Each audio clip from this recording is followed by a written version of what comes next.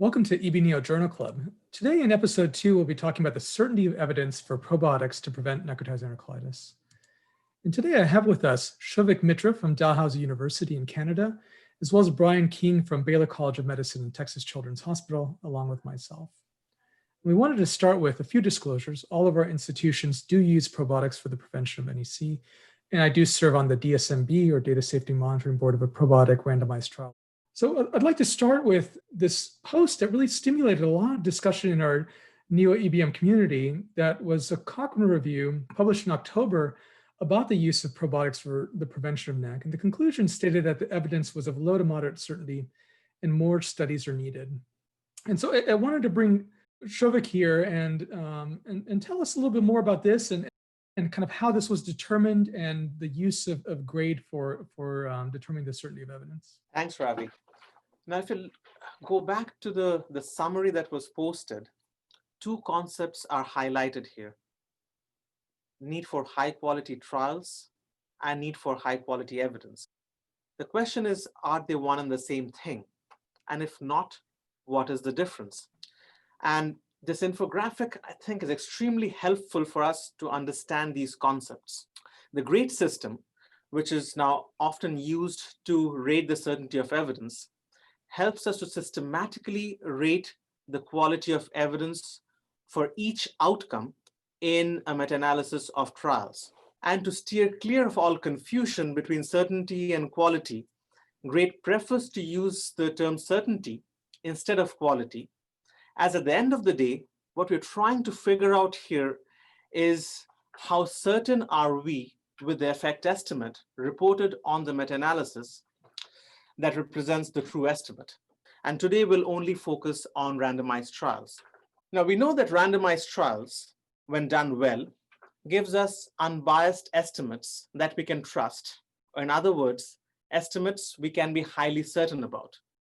Therefore, when we pool a bunch of well-done, high-quality randomized trials that are similar in nature, that is, have a similar population, similar interventions, and have measured outcomes in the same way, it is expected that the pooled estimate will be trustworthy. That is, we can be highly certain that this pooled estimate is very close to the true estimate.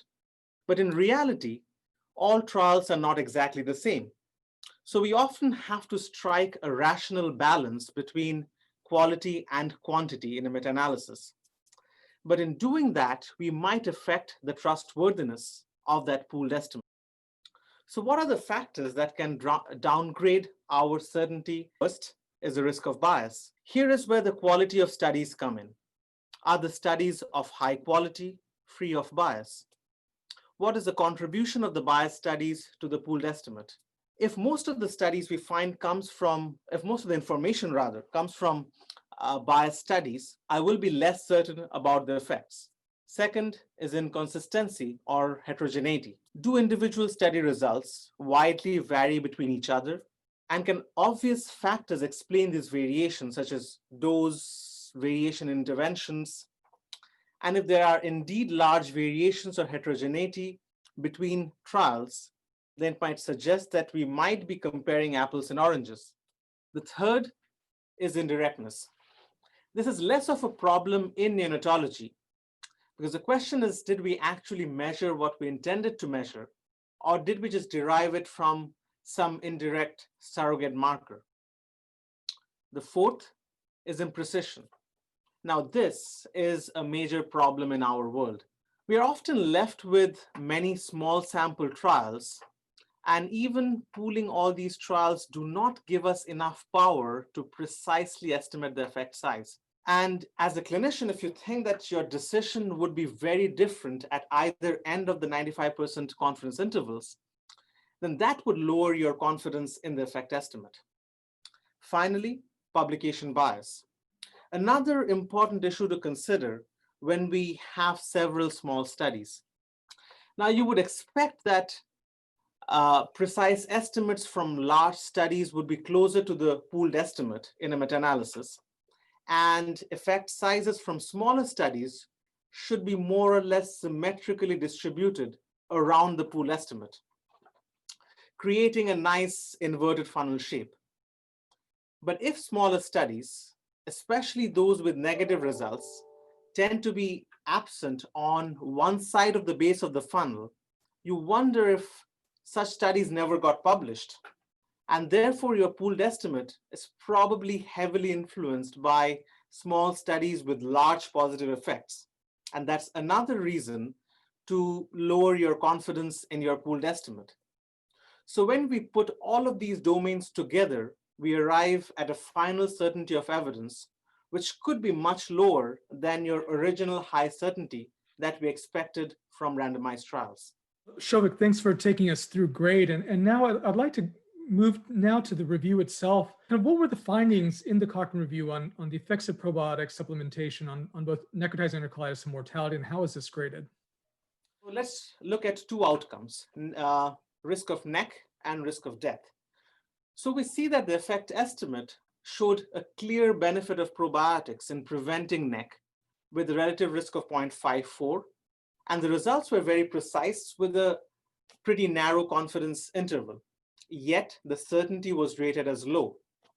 Now, two issues got the authors worried here. First, the risk of bias. They found that 12 studies contributing about 20% of the weight of the meta-analysis came from high risk of bias studies. Now, it is largely debatable if this is enough to downgrade your certainty of evidence, but the authors chose to do so. The second is the publication bias. Now, here the authors were worried that the base of that funnel that would have been made up by small studies favoring the control were missing. So that's why the certainty of evidence was downgraded by 2 levels, and that's why it was rated as low for NEC. For mortality again, the effect estimate itself showed a clear and precise benefit of probiotics for preventing death with a relative risk of 0.76.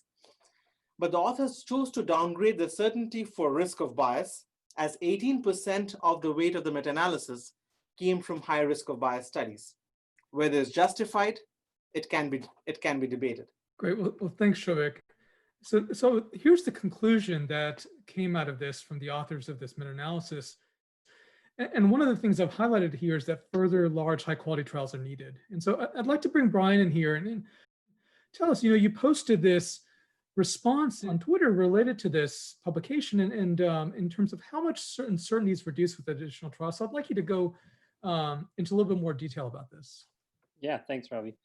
So Susan Hay at Harvard Medicine wrote this paper with John Sapanzik and a number of other authors published in the Journal of Perinatology a few years ago.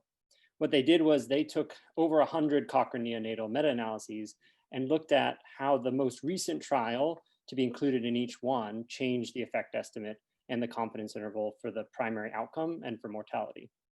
So what they found was that the latest trial, when you add it to all of the trials that came before them, changed the direction of the estimate in only 8% of reviews, and only 11% caused a change to or from significance. In addition, in over half of the reviews, the most recent trial changed the estimate by less than 10%. And the more previously published trials that were included in the meta-analysis, the less likely the most recent trial was going to narrow the confidence interval. So to me, this really just made me think, when a conclusion is more trials are needed, are those future trials going to substantially change the results and improve our certainty? So here with the probiotic review, I think we can apply this concept from this paper and do a kind of a thought experiment looking at the evidence for probiotics. So say we create a new high quality trial powered to detect a reduction in NEC similar to what was observed in the Cochrane review and using a baseline NEC risk consistent to what's reported in the literature. So specifically, I think we'd be looking to power a trial to show a reduction of NEC from about 5% to 2.7%.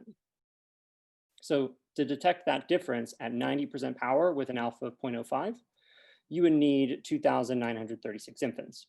So we can round up to 3,000 to make it easy and just assume there's a little bit of attrition. Now let's think about what would happen if we devoted that time, effort, money into this large trial and found no evidence of effect. So here you see the relative risk is just straight down the middle at 1.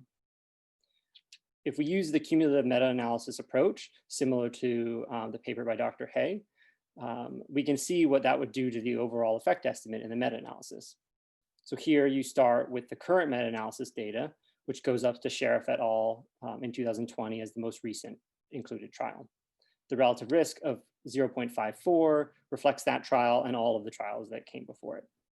We then add in our hypothetical trial of 3,000 infants with a relative risk of 1. And once you combine that large trial to the meta-analysis, the overall relative risk moves to 0.63, which is less than a 20% shift, and the confidence interval overall decreases by just 5%. So after all that, I think, at least I'd have to ask myself, did we really make a significant difference in the certainty of the overall evidence? Well, thanks, Brian, for that really very interesting thought experiment. And I wanted to bring back Souvik here and say, you know, let's say that there was this new meta-analysis with this new large, conducted trial. How would you think about the grade certainty of evidence in this hypothetical updated meta-analysis? The original meta-analysis never really downgraded the evidence for imprecision.